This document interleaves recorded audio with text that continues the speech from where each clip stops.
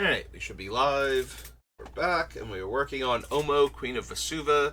Specifically, we are working on her creature type matters build right now. We will do a land type matters build also that focuses more on ramping with her.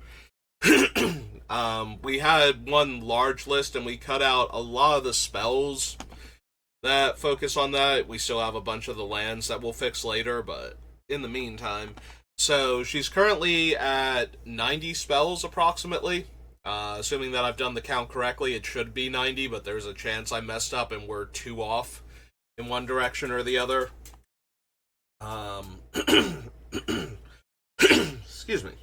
Either we cut two cards and then we cut them again, essentially, by accident, or we did not cut two of them, but I forget which one it was threatening to be at the time. But we're at 90 spells, counting Omo herself, and we want to get down to 60 to allow for 40 lands. We can get close to that without having to be exactly on with this version. The other version definitely wants its 40 lands because it's so mana intensive with all the things it's trying to do. But this one we can probably get away with a few less lands. Omo is only 3 mana. A lot of the creature type lords are only 2 or 3 mana. So this one's a lot less mana intensive than the other build will be, and than a lot of my other commander decks are. But we still would like the lands.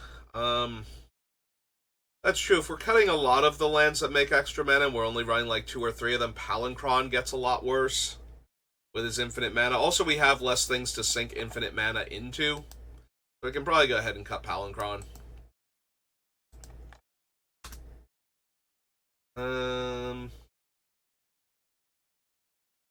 We could leave it in as a thing to tutor for when we get to a part where we would have infinite mana with Cloud Post plus like 5 of our lands being locuses, but I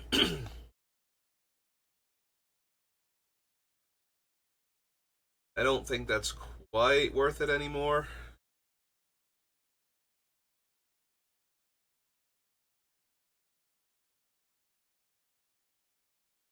If we look at all the stuff we have left on the list, I think the biggest mana sink is probably Chameleon Colossus, and it doesn't even have trample naturally, so. Although, with something like the Great Bow Doyen, or one of the Merfolk Lords making it unblockable with Island Walk, could still punch through for lethal damage with it. Excuse me. Yeah, I was fine, and I started recording, and now all of the phlegm. Because that is literally how it always goes. I am fine. I click record, and it's like my body's like, okay, now it's time to produce all of the phlegm. All of it. Right now, at this exact second. Obviously need it. Like, no. No, I did not. Why are you like this, body? Why wait until exactly this moment? Like, it's not like I get super stressed or nervous about recording. I'm pretty much just shouting into the void because I usually have like one viewer and maybe somebody trying to sell me on their artwork for my channel. So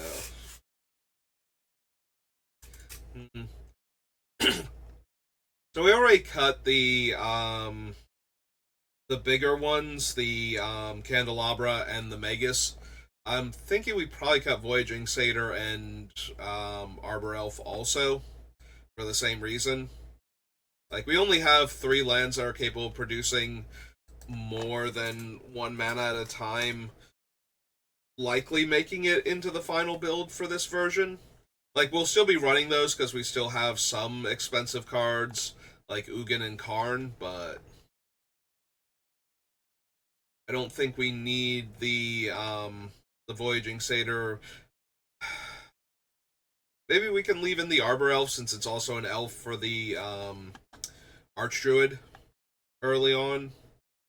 Let's get off to a decent start. But the Satyr is 2 mana, not an elf, and doing about the same work. Because once we use Omo to put a counter on it, any land we want to will be a forest and we'll be able to untap it and get more mana out of it. So it's not like the Satyr is like, oh, I can untap any land. Meanwhile, this one can only untap a forest. It's like, no, all of our lands are going to be forests when we need them to be. It'll be fine. Rishkar makes way too much mana to throw him away. Since he's not actually 1/1 counters that he cares about, it's just counters on my creatures. They gain tap, add green mana, and his way of helping that is to put 1/1 counters on my creatures. Everything that gets a counter with Omo will be able to tap for green, so kind of want to keep that. Yeah, right now I'm just going over the list to see what's still on it.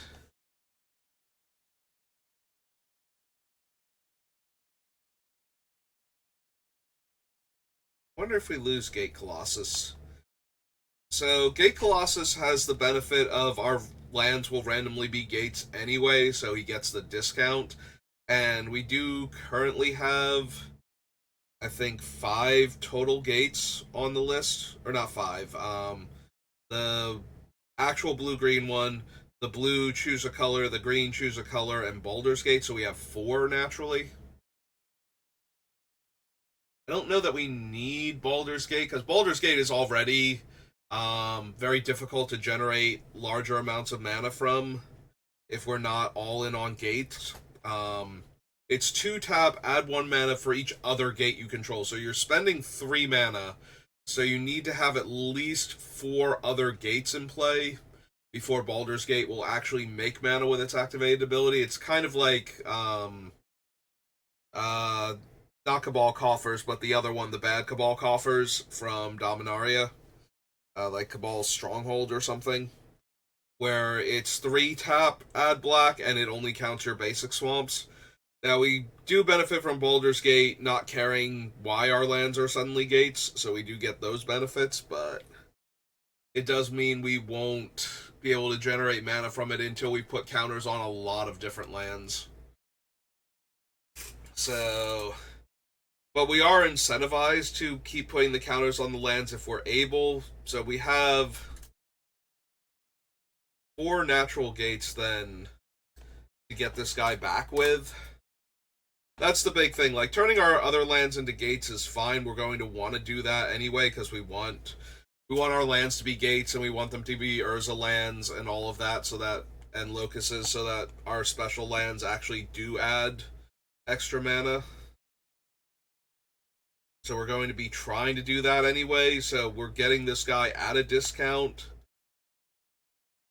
Like, 6 is very realistic. 4 is not unreasonable either, especially if we can get through on attacks with our commander for multiple turns and can turn multiple lands into gates. Like, it's very reasonable to cast this guy on like 4 or 5 mana and have an 8/8 that early in the game. And then if he dies, we have 4 gates to get him back with, but he does go on top of the deck, so that's a tiny bit rough. Although we have a Ladmery. That's the thing. We had a Ladmery and the Augur of Autumn and what's its name, the Vizier at the time, but we've since dropped down to the Augur and a Ladmery, so we don't have. So we're one less way, and we also had Behold the Multiverse, or whatever it is, the Brothers War mythic that's like supercharged future sight. Tiny bit of omniscience thrown in there. So we had all of those as ways to recast Gate Colossus off the top immediately, and now we have fewer. So I'm wondering if we do lose the Gate Colossus here. Because it going back on top of the deck is not that impressive. If we can't immediately recast him from the top of the deck, or redraw him and cast him. The upside, though, of the Gate Colossus is it's one of the few large bodies we have left. Most of our bodies are more medium, if I'm being honest. Like, we have a lot of creatures in, like, the 4 to 6 power range. We don't have a lot of, like, 7 to 10 range, though. Like, we have enough to trigger Kiora for card draw, but we don't have quite enough um, to punch through for huge amounts of damage in one go. Like, if we made this thing unblockable and got in for 8, that's almost a quarter of our opponent's life total. So, is that at least? I don't think that's quite good enough anymore. Yeah, we got rid of the 2 Ulamogs and all of the other Eldrazi Titans because they're more suited to the land ramp strategy. But we had the Ulamogs on the list for the longest time because they're also removal spells.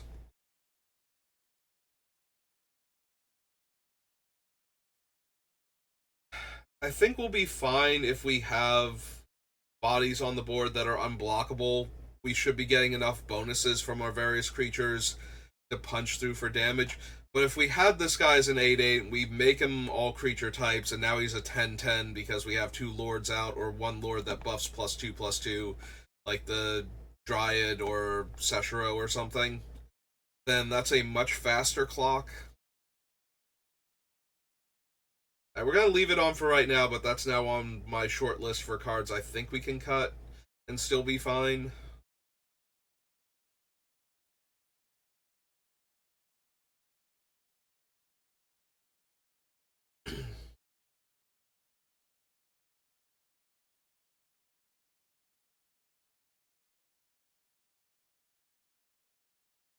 I like Nail because if we actually hit with him, he's impulse for 5, essentially. It is an actual physical draw. Like, we would trigger both positive and detrimental effects for me drawing an extra card. So, we don't have really any benefits to drawing versus putting cards in our hand. So, we would take damage from Sheoldred or miss out on the draw from Narset or something, but it's still look at the top 5 and then draw the best card out of them, and that seems really, really good to me. Because we only need 1 land modified, and I almost forgot that. I was treating it like things like the party mechanic from Zendikar Rising, where it's like, okay, this one counts for one of them, and this one... No, once you have the everything counter on it, you have domain. You have full domain, so... Both Nail and the Sphinx are interesting for that reason alone. Also, they're flying threats that can get through for a bunch of damage if the way is clear. So, which, admittedly, it's not always going to be, and in fact, rarely is in Commander. Everybody loves their big, angry flying creatures, but sometimes it is for some players, and then you get their triggers, and that's all you really need.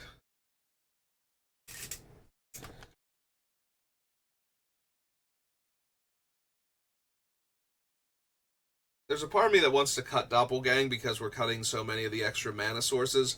And then there's a part of me that's like, no, we still have plenty of ways to generate huge amounts of mana left in the deck.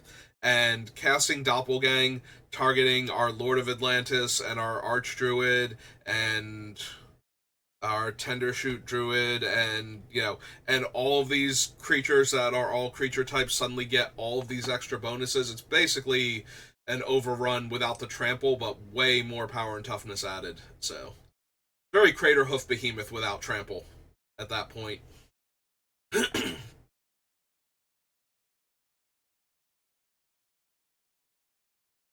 Then begs the questions like, should I be running Craterhoof Behemoth? And the answer is not really, because with the Craterhoof, if we don't have the bodies, it doesn't do much.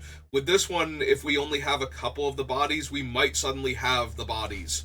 If we had 3 Merfolk Lords out and we copied each of them 3 times, then the 3 that can attack now have +12/+12 attached to them. So they're probably 14 powers, and therefore, what's that, 30, 42? 42 damage? Yeah, that's lethal. Only need 1 island in play. Plus our commander might be getting all this bonus too. That is assuming that we have 3 different Merfolk Lords, which I think we have between 3 and 4 actual Merfolk Lords that aren't legendary. So that might be asking a lot, but you get the idea. Like, if our three creatures that are in play are all creature types and all lords, then suddenly having multiple, like, three extra copies of each lord to buff all of them that many times, probably worth it still.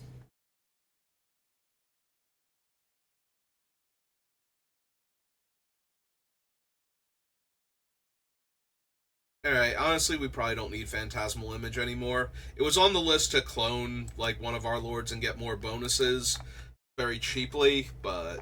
And then eventually it would be hexproof because of this guy. Plus, it's always great to copy him with it anyway, and give all of our illusions hexproof. But it's not necessary.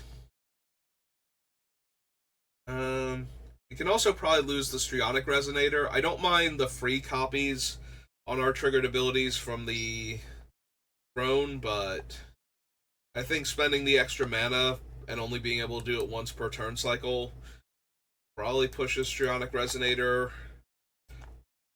down too low in power level compared to the rest of the deck, so we can just get rid of it.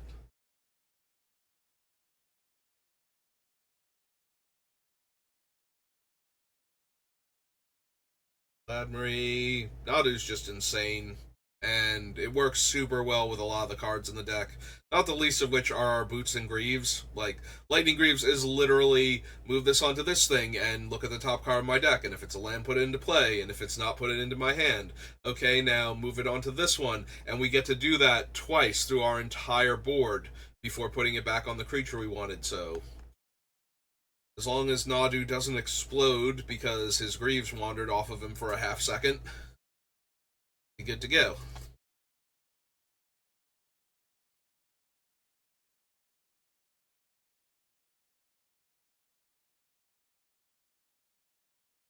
Commander's Plate.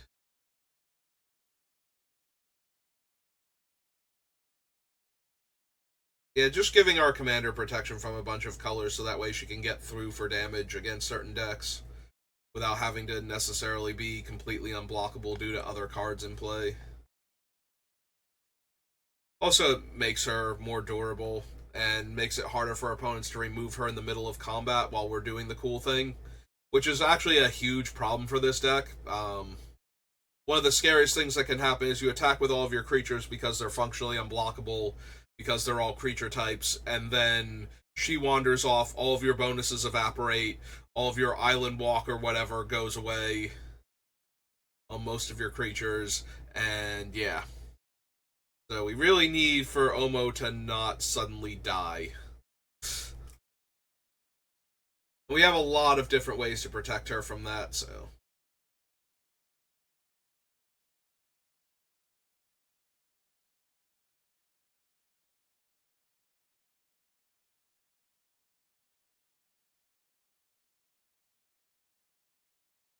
Alright, so we get rid of these four.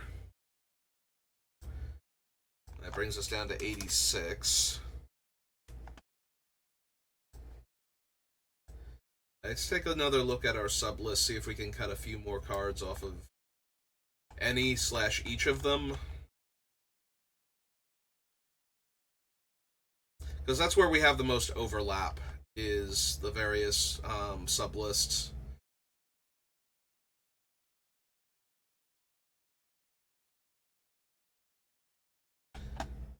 We already cut Patron, right? This is the only spot he's on the list. Because he's too mana intensive to get down initially. Yeah. So we cut him already. We cut the Voyaging Satyr. Cut Tempt already, right? And the Mana Escape Refractor. No, it says there are two Tempts. Ah, Tempest. Okay. Alright, so that one was already off the list. I believe we cut Mana Escape Refractor already from the mana ramp. Oh no, we need to put in way more of it. Yep. Alright, so there's only one Mana Escape Refractor. Okay. So we can cut all of those off the list because we got rid of them already.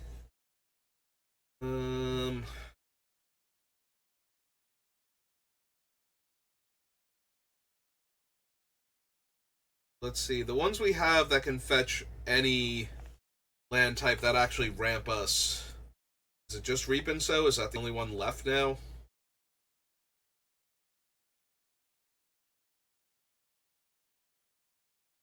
So we have Sylvan Scrying and Nylea's Intervention are the other two ways where we can tutor, um, like Urza's Tower, Cloud Post, Baldur's Gate if we want to.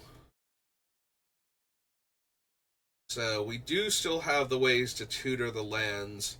And Reap and Sow is 4 mana. Just put a land into play.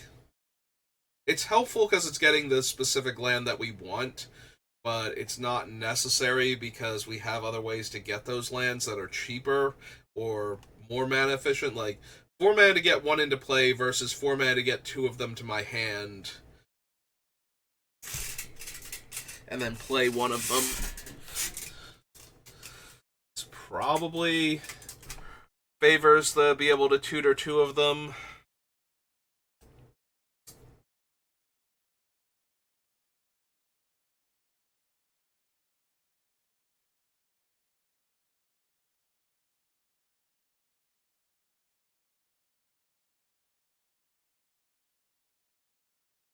Rampant Growth is not currently on our list, and I'm pretty sure Rampant Growth is up here. Man, I did a terrible job putting these lists together, I feel like. Right, there it is, yeah, okay. Still on the list. Not cut. Copy. Miss any other... and things.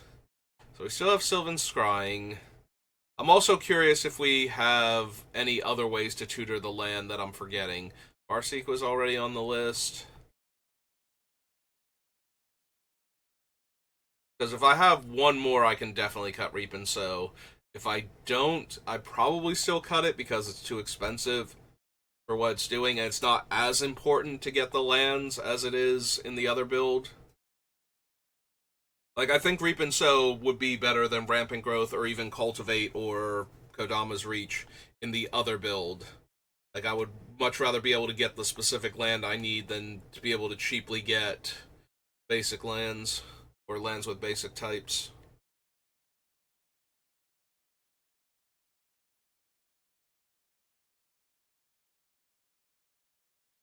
I am curious if we have, like, one more way to find it.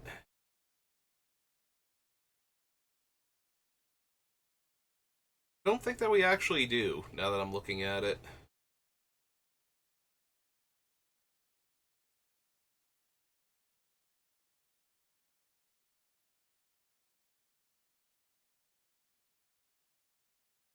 Yeah, aside from drawing lots of extra cards or something, we don't really seem to have any other way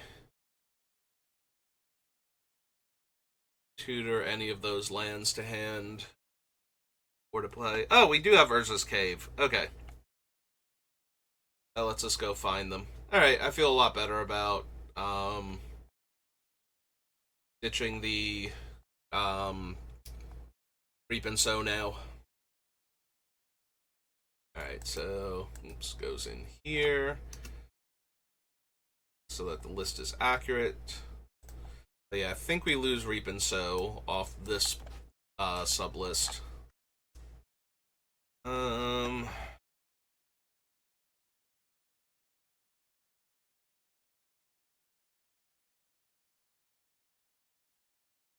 Have to double check, make sure Kiora is still pulling her weight. We did cut a bunch of large creatures before, so she did lose some of her things, but she might still be good enough. She's under the ramp list, she's under the card advantage list, so is there anything on the card advantage list that we really don't need anymore?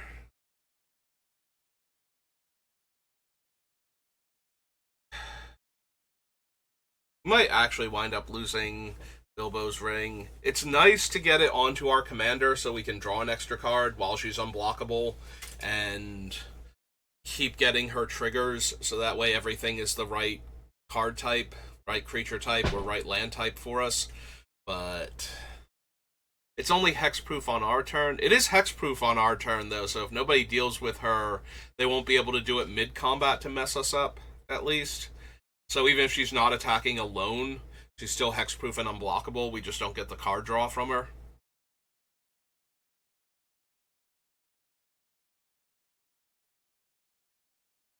Yeah, it's probably still worth it then. These are our creature types matter cards.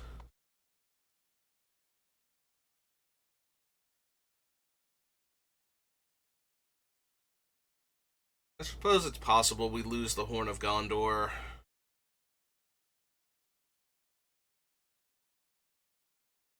It's nice as a rebuilding tool, because our commander comes down, she becomes a human, we make a human, then she attacks, the one human is all creature types, and then we can make 2 more humans. And build back up a board.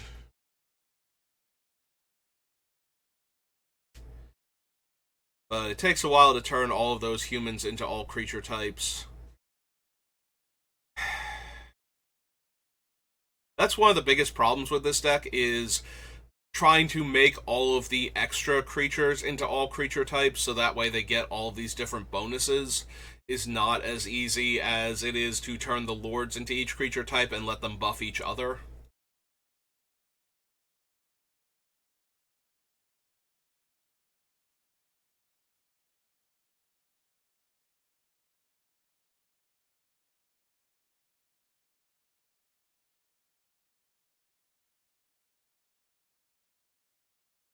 So we definitely lose the Reap and Sow.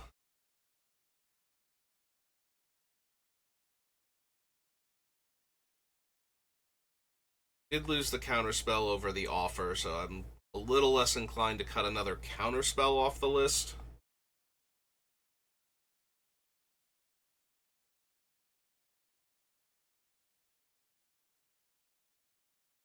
Maybe the Glenelendra, although we do have the potential benefit of being able to move counters around with Nesting Ground. I don't know if Nesting Ground's going to make the final cut, but it could.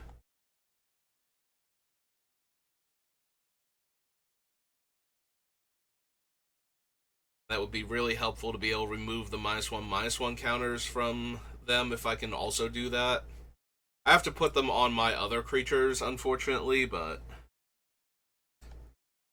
being able to keep counterspells up with Glenelendra or keep killing things with Woodfall Primus is probably worth it. I have to see if I have room for the Nesting Grounds. Alright, so all I've managed to do is get rid of Reap and Sow. Hooray. Alright, cut that off the list. Back up here, go down to 85.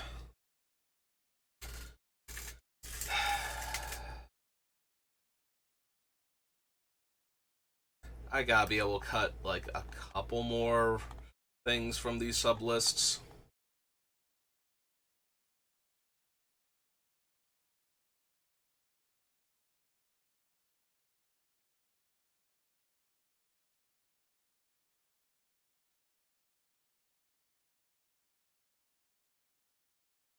Right, let me do another quick check on Kiora, see what my creature sizes are. Make absolutely sure I'm drawing cards off of her and ramping with her. Because if I'm not doing both, I think we cut her, because I think she's inferior to either or. You know, she's not the best ramp card, and she's not the best card draw spell, so the fact that she's doing both is nice if she's actually doing both well, so. Seshiro is too small by himself, and the other creatures have to be snakes. Everything has to be what it needs to be when it enters for her to draw the card. It has to have 4 power when it comes down, so the lords aren't going to be able to buff their things if they're not the right creature types in time. So the fact that I have almost no other snakes means Seshiro... In fact, I think we have no other snakes now because we cut Sachi, so... Yeah, all of my creatures have to be turned into snakes to get that bonus, so none of the 2-power creatures are ever going to trigger Cure because of him. The Timber Protector works. Shapeshare might work, but we can't really count on that. Because it will be all creature types, so if there's enough lords in play, it'll enter as a 4/4. Chameleon Colossus works, so that's 2. Woodfall Primus is 3. Avengers 4.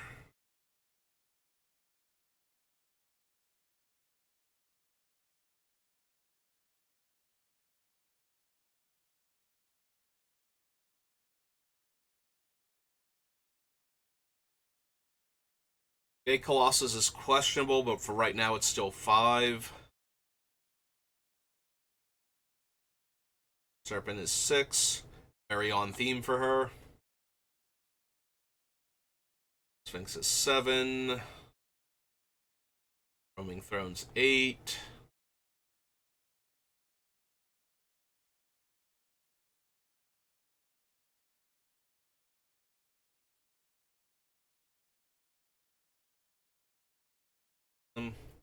AC's 9. Yeah, this is looking a lot less like it's gonna work out for her. Up to 9 so far. Min and Baru can technically make tokens that are the right size. Min takes a little bit more work. Baru is by default going to work. We need at least 3 other illusions in play when the 1/1 comes down, and it would be a 4-power creature upon entering, and would meet Kyora's thing. But that's still only 12 total. Yeah, I think Kiora can go. Alright, so we cut Reap and Sow off the list before I mess up again. Yeah, I think Kiora can go, and we can cut all of her mentions on the sub list also. Using 2 of them at least. The card draw and the ramp. Okay, that's Kiora off the list. Alright. What else can we get rid of? What else do we have enough redundant things that we don't need every single one that we have currently on the list? We get redundancies, we can probably lose Ranyanap. We have Crucible of Worlds as a way to get back our cool lands if something happens to them. Oh no, it's Ramunap. There we go. So we probably don't need both of them. We definitely need at least 2 ways to replay our lands from the graveyard in the Land Matters version, but I don't think we need 2 different ways in the Creature Type Matters. It was a snake, though, so that would have actually worked. We did have another snake on the list. I'd kind of forgotten about him until I was looking at the lands. I'm like, wait a minute, didn't I see Ramunap before? Did we get rid of Ramunap?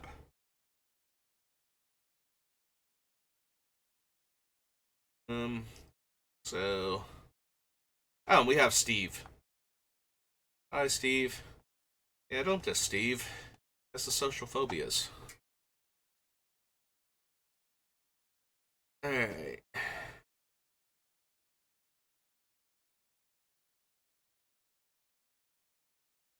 Soul Ring, Nature's Lure, Rampant Growth, Kodama's Reach, Sakura Tribe, Farseek, Oracle, Arbor, Rishkar, 3 visits, Archdruid, Cultivate, Arcane Signet, and Mana Crypt.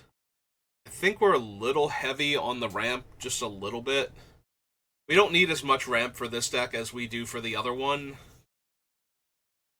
I think this might be another case where I could cut the Cultivate and the Kodama's Reach and just focus on the cheaper ramp to make sure I have like my 3 to 4 mana instead of making sure I have my 5 to 6 mana range early on. So yeah, I could see doing that, and that frees up 2 slots, and I think we have enough other ramp that we're still fine.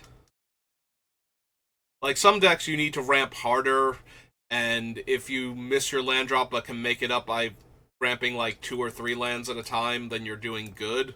Whereas other decks, you need to hit your early land drops, and if you miss like your 5th or 6th land drop, it's not as bad, because you have enough to do in the early game usually.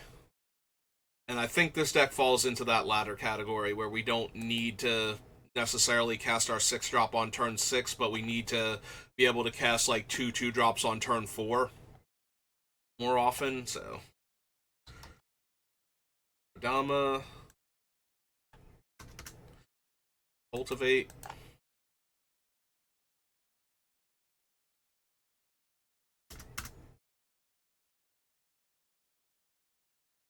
Brings us down to 81. Yay, 21 more cuts. We're making progress.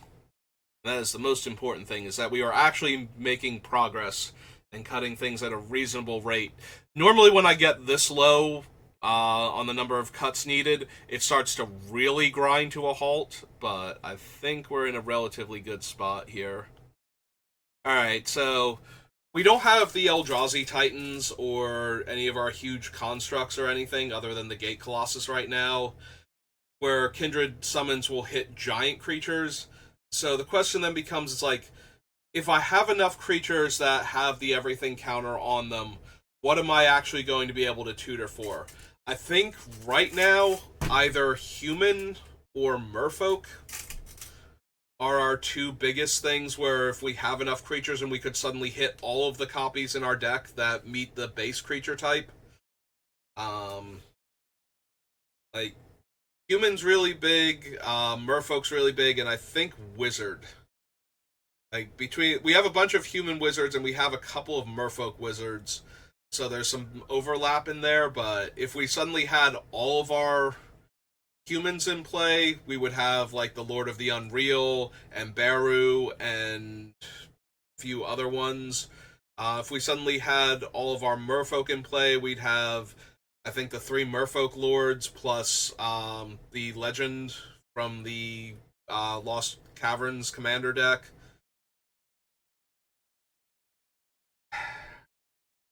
It gets a lot worse when we're trying to lean on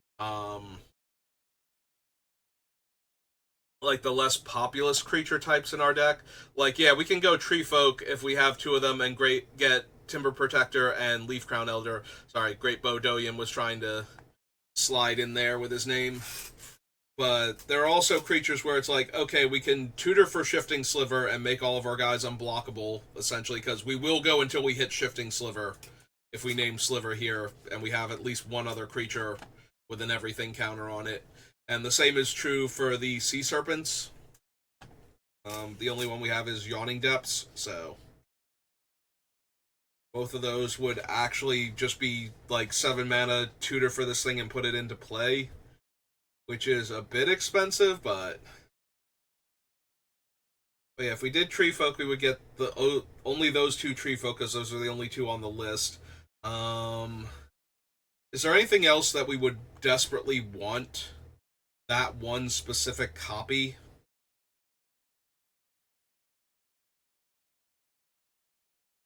I mean, it's kind of doubtful.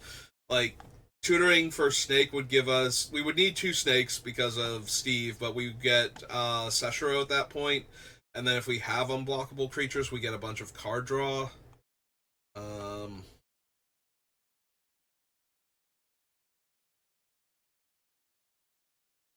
We could name Zombie in order to get Cleaver Scab.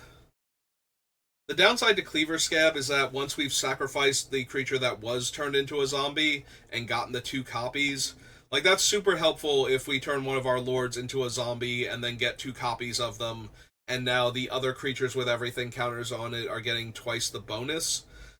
But the downside to that is now we need to get the counter onto one of the lords again in order to sacrifice it, in order to make 2 more, in order to keep doing this. Actually, Reaver Scab might not be good enough.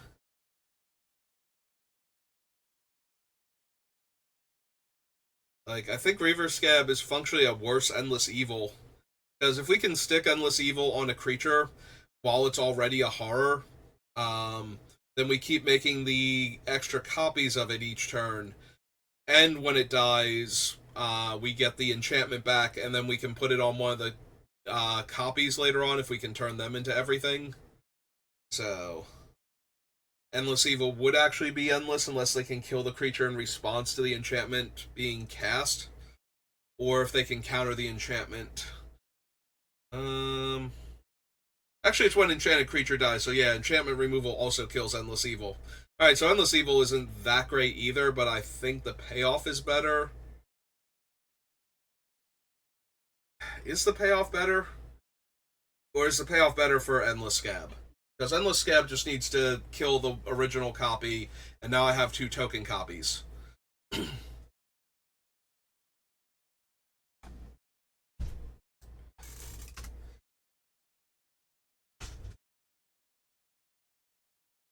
Hmm.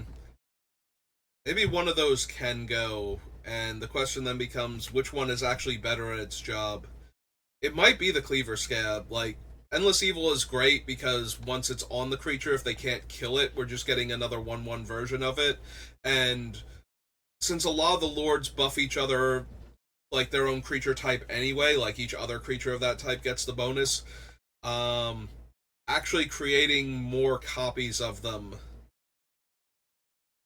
would buff them even if they don't have the everything counter on them. It does mean that once the original dies, we'll lose the Endless Evil anyway if we can't get the counter onto it in time, but on the other hand, the Cleaver Scab, once it's activated, we just have 2 token copies of the Lord, and then we can move on from there. And then we can put the everything counter on the token, and then the token is a zombie, and then we can sack the token and get 2 tokens, and we can keep doing it that way. Both of them have their ups and downs. Cleaver Scab is way more mana intensive. It's 3 mana to activate him to do this. But he's also, that makes him an okay mana sink because we're not a very mana intensive deck for the most part. And I think Cleaver Scab is slightly better than Endless Evil if we have to choose between them, and I do think we choose between them to make more room. But getting back to Kindred Summons, like, what other things can I actually tutor for that are worth tutoring for? I got distracted because of Cleaver Scab being the only zombie, and one of the very few horrors in our deck, if not the only horror also. So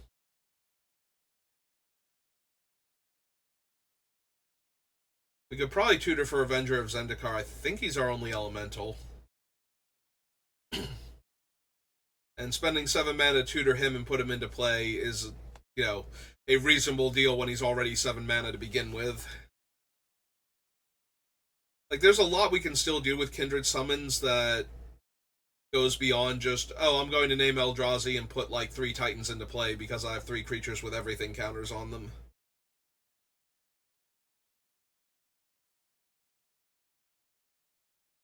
Yeah, we can use Kindred Summons a lot like a Tooth and Nail, entwined for 7 mana. As long as we want to get very specific creature types, and sometimes even better than that. Like, we might be able to tutor 3 or 4 creatures into play.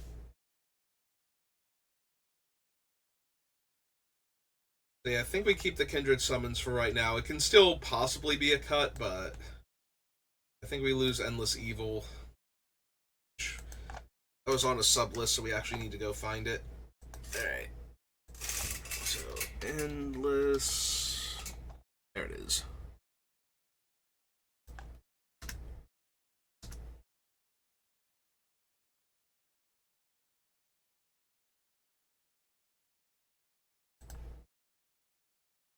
Alright, so we're down to 80 now. We're at 44 minutes. Alright, so we're probably not finishing today because we still need 20 cuts, but we did get through 10 of them this time, and there have been times where I've been stuck on lists where I've gotten through like 2 or 3 cards in an hour because all of the cards have their reasons for still being on the list, and the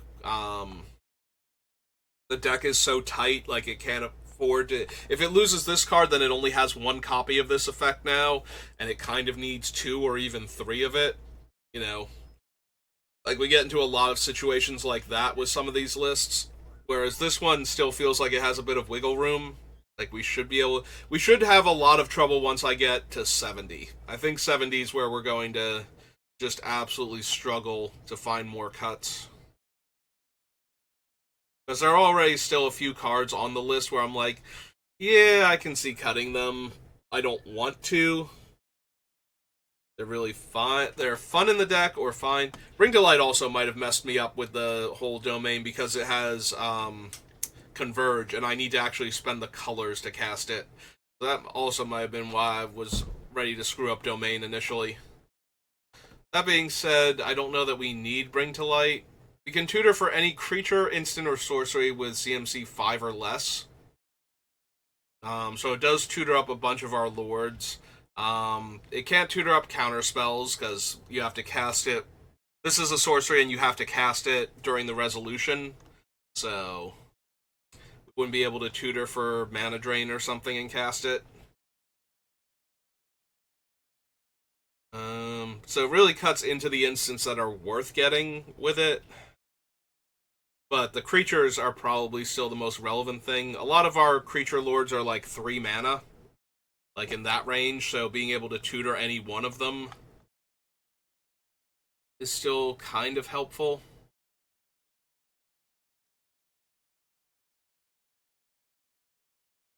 Yeah, it might actually Bring to Light might actually not be good enough in the deck. I was amused by it because we would actually be able to cast it for its 5 mana, but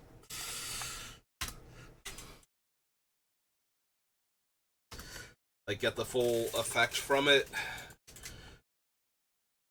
I don't think it's actually good enough anymore.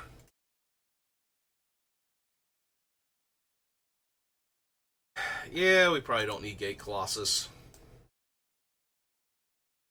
I'm a little sad by that because I love Gate Colossus in Ravnica Allegiance Limited. I love building the Gates deck, and I'm really sad to see Gate Colossus go because this is the first time I've ever built a commander deck where he was even remotely viable. Like, yes, I want to run all of the gates, and I want to have my Gate Colossus come out as a super cheap creature.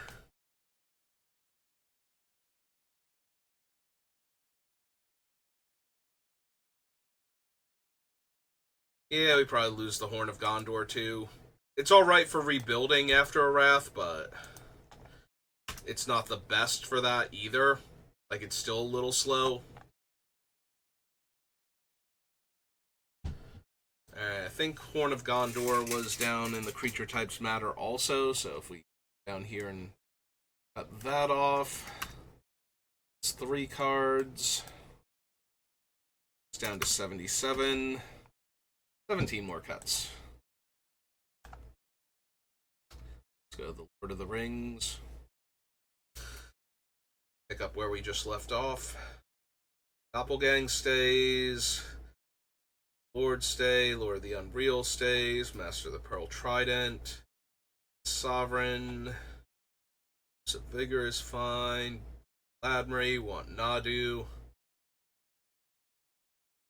You know, we want to play with Nadu before he gets banned out of Commander for being just absolutely disgusting. I almost did a Nadu deck, but I thought that would be too over the top. Plus, I'm sure there are plenty of competitive Nadu builds.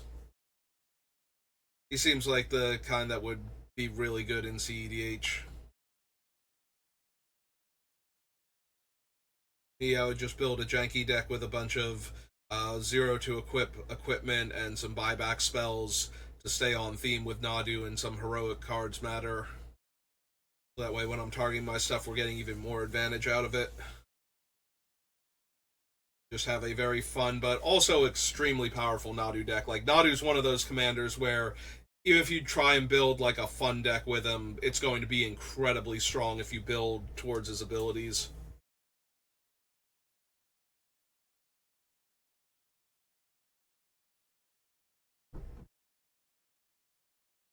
Alright, we made it back through the list, and we're at the 50-minute... We're like a couple seconds short of the 50-minute mark, so I think we call it there. We might be able to finish Omo in one more build, maybe 2. Like, streams, rather. So, we'll finish this build of her soon, and then we'll be able to work on the ramping with the lands because the land types matter build. And then we'll figure out from there which one I'm going to start building next. Assassin's Creed Universes Beyond thing comes out tomorrow, I believe. So we'll probably do at least one build from that. And then we'll see where we are relative to when Bloomburrow is coming out and how much of the set we have spoiled, if there's anybody we want to build around from there. But yeah, that's going to do it for this building session. I'll be back on later, probably to do some drafts or play Final Fantasy VII Rebirth. I'm a little light on Magic, like wanting to play Arena after the Arena Direct, because I knew I was throwing gems into the abyss with that one. I was hoping against hope that we get like the absolutely broken deck list and we'd be able to roll enough opponents to get the box, but because that's not something that, like, that's a thing that can happen, but it's very unlikely. Like, the people that are playing in those type of events are a mixture of people who are really hopeful that they'll somehow get a box, people who need to make content, and people that are very good at Magic, especially limited. And because you have to win 6 matches, like 6 best of 1 matches before you get 2 losses, once you get up into like the 4 win range, you're just going to be playing against people that opened absolutely broken pools and people who are very good at Magic. So, because you're going to get paired up against people with similar records in the event as you. So you're going to be playing against people that are 4-1 or 4-0 at that point, and that's what makes winning the box so difficult. Is if your deck is not great and you're not great, you are going to have a lot of trouble. Even if your deck is great or you're great, trying to convert to the 6 wins can be difficult. So when you don't have both going for you, so I knew I was throwing gems away to try that, but I make content, so at the very least it is content for people to view, and it shows you what this looks like from the other perspective. Like, if you watch somebody like Newmont had like almost a 50% conversion rate by the end of that, and it's like, oh wow, he's winning boxes all the time, I bet I could win a box. And it's like, no, this is what you normally run into when you watch me like spend an hour on the deck, decide that's going to be what the deck build is, and immediately O2. Like, that's a lot more realistic, honestly, for most people. So, but there's going to be another one in like another week, I think. So, probably throw a few more gems into the abyss. So I'm kind of off playing playing on Arena right now because I don't want to spend any more resources until that time comes around. But we might do a draft or two still, because I don't want to get too rusty at drafting. God, I wish I had a place to play in paper, because they have just not had product at the stores that I go to. Well, the one store that I go to hasn't had product, the other one hasn't had the turnout, so, you know, we could just get that peanut butter into my chocolate and chocolate into my peanut butter, we'd be great, but for some reason that's just not happening. That is depressing, because I have not drafted in paper since the first week of Thunder Junction. And I've only been able to do sealed in paper at the pre-release, so, for Modern Horizons. Alright, well, I've rambled enough. We've got the video to the proper length, so let's call it there, and I will see you next time. Good rest of your day.